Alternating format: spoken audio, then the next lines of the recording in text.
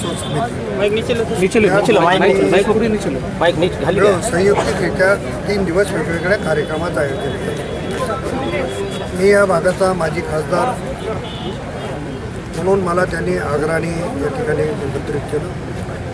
कृषी प्रदर्शनाचं उद्घाटन माझ्या हस्ते त्यांनी ठेवलेलं होतं, त्याचं उद्घाटन आपण केलं। खरं तर मी मनापासून या सगळ्या तरुण मंडळीचं अभिनंदन करेन की छत्रपती शिवाजी महाराजांचं उचित असं स्मारक देगलूरकरांच्या सर्वांच्या सहकार्याने या ठिकाणी उभा केला आणि त्याला कुठेतरी लोकप्रतिनिधी म्हणून माझा कैलासवासी रत्नापूरकर साहेबांचा हातभार लागला, त्याबद्दल त्यांनी कृतज्ञताची व्यक्त केली। खरं तर गरज नाही आहे, आम्ही पण एक कार्यकर्ते आहोत, आमची जी ड्युटी आहे, परंतु त्याची जाण ठेवून मला या ठिकाणी बोलवलं, माझाही सन्मान या ठिकाणी केला, त्याबद्दल त्यांनी मनापासून आभार मानले। आता राहिला प्रश्न की आपण सांगताय की देगलूरकरांचं प्रेम आहे। ही गोष्ट खरी आहे की आजपर्यंतच्या इतिहासात कुठलाही लोकसभेचा सदस्य निवडून आल्यावर 5 वेळेस सगळ्यांची जी टोटल जर बेरीज मारली तर मला असं वाटतं की मी जवळपास 29 ते 30 वेळेस 5 वर्षांच्या काळात देगलूर भागामध्ये होतो।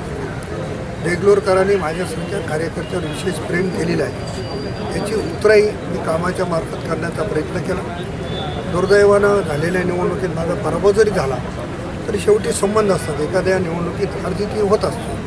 कार्यकर्त्यांनी प्रयत्न करणं, त्यावेळेसचं वातावरण आणि वातावरणावर निवडणुका होतात आणि अशा एका परिस्थितीमध्ये माझा त्या ठिकाणी पराभव जरी झाला तरी संबंध हे कायम आहे हे दाखवण्यासाठी शिवस्मारक समितीनं मला या ठिकाणी निमंत्रित केलं आणि मी देगलूरला आलो। परवाही आपण बघितलं असेल की माझे मित्र अशोक गंधपवार, त्यांचे वडील वारले होते, त्यांच्या घरी सांत्वनाला येऊन गेलो। मरकेलसारख्या भागामध्ये कुस्त्याचे सामने होते, त्याचे उद्घाटनाला मी होतो।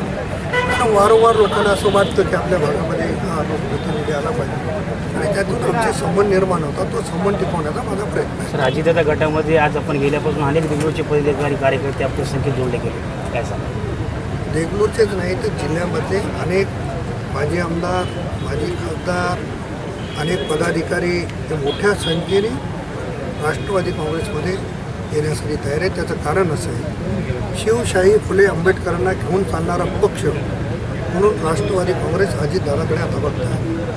भारतीय जनता पक्षाकडे काही विशिष्ट अडचणी आहे, म्हणजे लोक त्या गोष्टीचा त्याचा विचार करत नाही आहे आणि लोकांना असं वाटतं की सर्व समाजाला घेऊन चालणारा पक्ष कुठला आहे तर राष्ट्रवादी काँग्रेस आहे। म्हणून राष्ट्रवादी अजितदादांच्या नेतृत्वात परवा आपण बघितलं की परतूरला माजी आमदार जेटली यांनी प्रवेश केला, उद्याच्या 28 तारखेला माजी आमदार भाऊराव अंबर्डेचा प्रवेश केला। अनेक लोक येत आहेत आणि सगळ्यांना असं वाटतं की अजितदादा दिलेल्या शब्दाचा पक्का नेता आहे, त्याच्यामुळे दादांच्या नेतृत्वावर विश्वास